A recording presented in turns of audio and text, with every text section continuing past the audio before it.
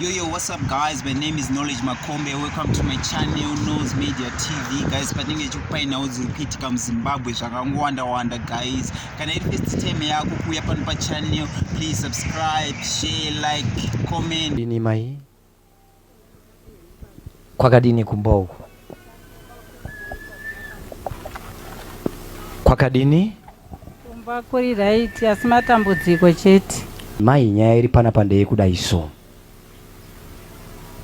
kuZambia kune musha wandaona uri kuZambia asi kune chikaranga chino chakaturikwa pamutiso mutiwo yoyo hava nenguwa imimi murikudiwa KuMusha saka imimi hamusi kuda kuti muende KuMusha muri kuramba so zvazvichaita manje kwamakagara ikoko muchatanga kuwengwa mazinzwa mugopiwa mhosva dzisiri dzenyu. Ichokwadi baba wangu KuMusha kwangu kuZambia kuchipata ndiko KuMusha ndiko kune family yese.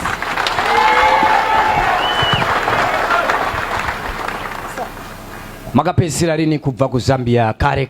Ndakapedzisira kare saka ndauya baba kuti ndibatsire ndiri kunetseka. Makudiwa KuMusha handisi kuda kuenda ndiri kuvengwa nehama dzangu kuti mimi muri kuroya.